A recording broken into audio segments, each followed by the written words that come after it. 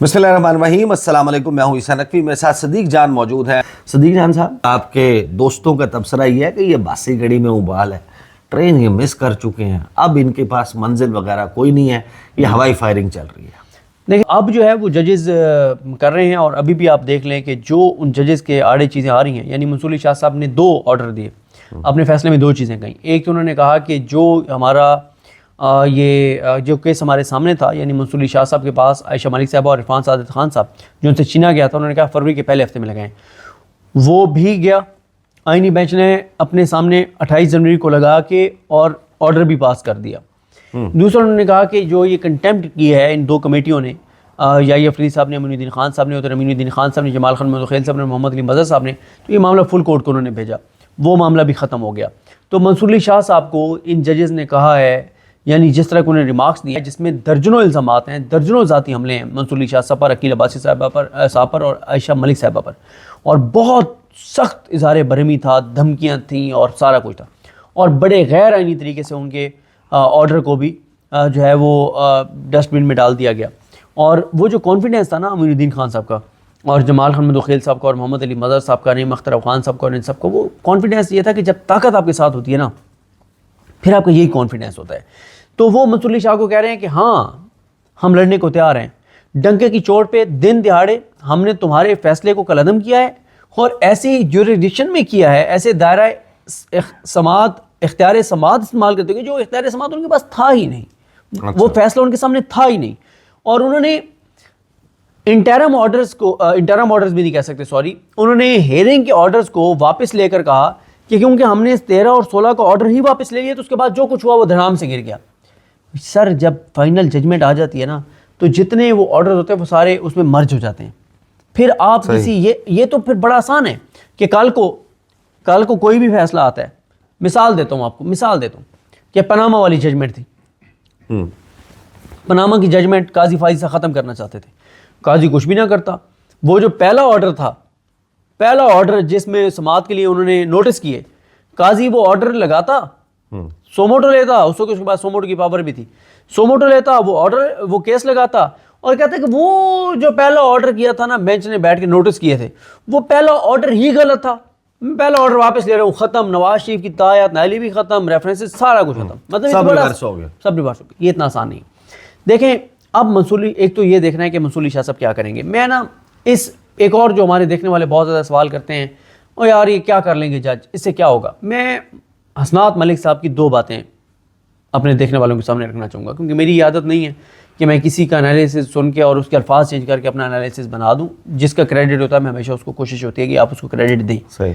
हसनात मलिक साहब ने दो बहुत खूबसूरत बातें की। पहली, उन्होंने खूबसूरत बात ये की कि जो आपने भी बात की कि जब से याही अफरीदी साहब आए तो सुप्रीम कोर्ट पहला हफ्ता 10 दिन खबरों में रही, उसके बाद जब पाकिस्तान के लोगों को पता चल गया कि याही अफरीदी साहब तकमीर का लिखा समझ के अब इसको कबूल कर लो, ये सीन बना ना सुप्रीम कोर्ट में, ये पता चला कि ये काजी साहब से भी 2 हाथ आगे हैं, 2 कदम आगे हैं, तो फिर तो लोगों को इतनी सुप्रीम कोर्ट के लफ्ज़ से नफरत हो गई कि हम नाम सुप्रीम कोर्ट लेते थे। वो हमारे दोस्त हैं मूसा बिर्क, और बड़े खान साहब के एक नज़रियाती कारकुन भी हैं, और एक उनके अंदर जो सलाहियतें भी हैं, एक लीडर वाली, और बड़ा उन्होंने भुगता भी है 9 मई के बाद। तो वो अक्सर वो हमारे एक और दोस्त को कहते होते हैं कि मैं सदीक की वीडियो शुरू करता हूँ, लेकिन जिस लम्हे वो जजों का नाम लेना शुरू करता है, मैं वीडियो बंद कर देता हूँ कि यार ये क्या बदतमीज़ी है, ये क्या बकवास है, ये क्या मैं बता रही, यानी इस हद तक लोगों की नफरत होगी।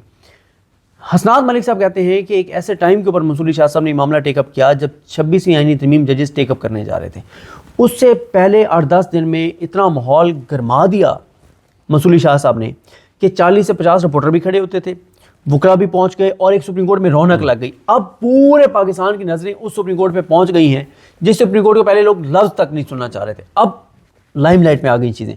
अब आईनी बेंच जो चीज़ें कर रहा है वो पूरे पाकिस्तान तक एक शिद्दत के साथ जा रही है, जो इस शिद्दत से नहीं जा रही थी। हम लोग भी नहीं जाते थे सुप्रीम कोर्ट के, या ये अफरीदी साहब की अदालत में जाके क्या लेना है, और आईनी बेंच के सामने जाके क्या देखना है। पता है आपको आईनी बेंच ने क्या करना है, पता है आपको कि याही अफरीदी साहब ने क्या करना है। एक तो इससे ये हुआ कि सुप्रीम कोर्ट लाइमलाइट में आ गई, पूरा फोकस हो गया। आईनी बेंच जो गैर आईनी हरकतें फरमा रहा है वो सारी मीडिया के जरिए, सोशल मीडिया तो नहीं, डिजिटल मीडिया के जरिए आवाम तक पहुँच रही हैं। دوسرا وہ یہ بات کہتے ہیں کہ منصور علی شاہ نے کم از کم ایک ایسی چیز کی ہے کہ جرات کی ہے، اور اس میں یہ ہے کہ اب ججز کو فیصلہ کرنا پڑا ہے کہ آپ ادھر ہیں یا ادھر ہیں. تاریخ میں لکھا تو جا رہا ہے نا حسین نقوی صاحب، آج سے 20 سال بعد، 25 سال بعد، 30 سال بعد، اگر اللہ نہ کرے، اللہ نہ کرے، اللہ نہ کرے، اللہ نہ کرے، اللہ نہ کرے کہ 26ویں آئینی ترمیم رہتی ہے، تو پاکستان کو جتنا نقصان ہوگا، جتنا پاکستان کمزور ہوگا، جتنا پاکستان کی بقا اور سلامتی کے اوپر سوالات اٹھیں گے، تو آج سے 20 سال بعد اللہ نہ کرے، اللہ نہ کرے، اس کی وجہ سے جتنا نقصان ہو چکا ہوگا، جتنی پاکستان کی تباہی اور بربادی ہو چکی ہوگی، تو 20 سال بعد جب کوئی بیٹھ کے ایویلویٹ کرے گا تو یہ ڈسکس کرے گا نا کہ 20 سال پہلے جب پاکستان کے ساتھ 1971 کے بعد یہ دوسرا بڑا واقعہ ہوا تھا 26ویں آئینی ترمیم والا، تو اس وقت کون تھا جو اس کے خلاف کھڑا ہوا تھا اور کون حق میں کھڑا ہوا تھا. حسین نقوی صاحب، میں کیونکہ آج کل بہت ٹائم گزرتا ہے سعد رسول صاحب کی صحبت میں، ان کے ساتھ بیٹھتے ہیں، تو وہ ایک بڑی خوبصورت بات کرتے ہیں جس کو میں اس لیے بار بار کرتا ہوں کہ ہمارے دیکھنے والوں کو بھی اس بات کا ہم ان کو یہ بتائیں بھی صحیح، اور یہ بات پھر ظاہر ہے یہ جتنی ڈسکس ہوتی ہے تو لوگوں کو پتہ چلے کہ یہ پوائنٹ ہم نے یاد رکھنا ہے. وہ یہ کہتے ہیں کہ انسانی تاریخ میں اور اسلامی تاریخ میں بہت سے واقعات، بہت سے سانحات ہوئے. جب کوئی بڑا واقعہ انسانی تاریخ میں ہوا ہے نا، یا اسلامی تاریخ میں ہوا ہے، یا کوئی سانحہ ہوا ہے، جب آپ اس واقعے کی بات کر رہے ہوتے ہیں نا، اس ٹائم کی بات کر رہے ہوتے ہیں، تو صرف آپ اس وقت کو اس واقعے کے تناظر میں دیکھتے ہیں. آپ اس واقعے کو دیکھتے ہیں کہ اس وقت حق کے ساتھ کون کھڑا تھا اور باطل کے ساتھ کون کھڑا تھا. اس وقت اب یہ نہیں ڈسکس کرتے کہ کون کون سخی تھا، کون 5 نمازوں کے ساتھ تہجد بھی جا کے مسجد میں پڑھتا تھا، کون نوافل اشراق اور چاشت جا کے پڑھتا تھا، کون نماز کے بعد بڑی دیر تک بیٹھا رہتا تھا، کون جو ہے نا وہ لوگوں کو لنگر بہت کھلاتا تھا، کون صدقے بہت کرتا تھا، خیرات بہت کرتا تھا. یہ کوئی چیز ڈسکس نہیں ہوتی. اس وقت کو جب آپ ایویلویٹ کرتے ہیں نا، اس وقت کے جو لوگوں کو آپ ایویلویٹ کرتے ہیں، ایک معاملے، ایک کرائٹیریا پہ رکھتے ہیں، ایک معیار پر رکھتے ہیں کہ حق کے ساتھ کون تھا اور باطل کے ساتھ کون تھا. آج سے 25 سال بعد لوگ یہ ڈسکس کر رہے ہوں گے، جو بھی کر رہا ہوگا، جو ہوگا اس وقت، کہ یا 30 سال بعد یا 50 سال بعد، کہ 2024 میں جب پاکستان کے ساتھ، پاکستان کی بقا اور سلامتی کے ساتھ کھیلا گیا اور ایک 26ویں آئینی ترمیم ہوئی، اس وقت اس کے ساتھ کون کھڑا تھا اور اس کے خلاف کون کیا کر رہا تھا. ایک طرف آپ کہہ رہے ہیں کہ جسٹس منصور علی شاہ نے ماحول بنا دیا، ظاہر ہے کہ بڑا لائم لائٹ میں بھی آ گیا، وہ کیس کسٹمز والا کیس تھا، وہ کہاں سے وہ توہین عدالت میں کنورٹ ہوا، اختیار سماعت، کس بینچ کے پاس کیا جانا ہے، پھر اس کے اوپر فیصلے بھی آ گئے، پھر ان فیصلوں کو جس طریقے سے لاک ڈاؤن ہونا تھا وہ بھی ہو گیا. ایک طرف آپ کہہ رہے ہیں کہ ماحول گرما دیا، یہ سب کچھ کر دیا. جو دوسرا تبصرہ ہے کہ یہ باسی کڑی میں ابال ہے، جو دوسرا لوگ یہ کہہ رہے ہیں کہ بھائی یہ تو ٹرین مس کر چکے. ایک طرف ہم دیکھتے ہیں جسٹس محسن اختر کیانی اسلام آباد ہائی کورٹ بار ایسوسی ایشن سے خطاب کرتے ہیں، وہ وہاں پہ کہتے ہیں کہ ایک خط تھا، اس خط کی بنیاد کے اوپر یہ، اس کی وجہ سے یہ آئی 26ویں آئینی ترمیم، اور وہ یہ کہتے ہیں کہ اس کو سنے گا فل کورٹ.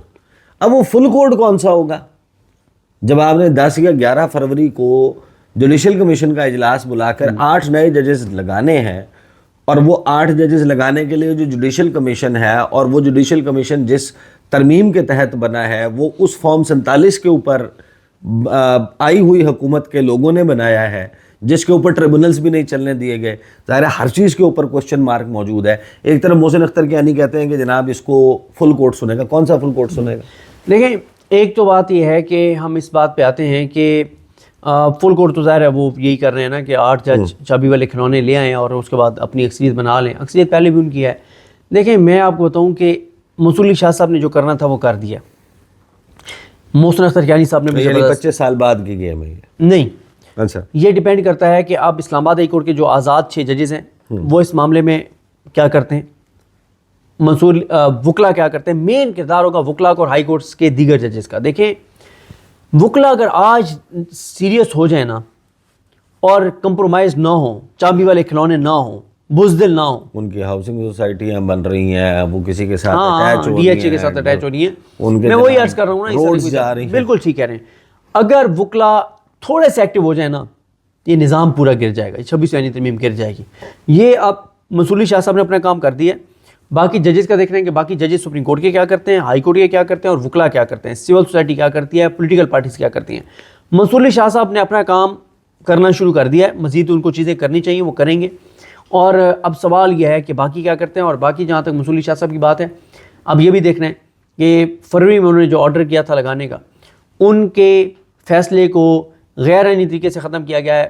ان کے پاس سو موٹو کی پاور نہیں ہے، لیکن کیا اس کے اوپر کوئی وہ لیٹر لکھتے ہیں، کوئی اور چیز کرتے ہیں، کتنے ججز ان کے ساتھ ہوتے ہیں، کیا ہوتا ہے یہ دیکھنا ہوگا۔ تو یہ لڑائی میں شدید بڑھتے ہوئے دیکھ رہا ہوں، اور یہ طبل جنگ بج گیا ہے۔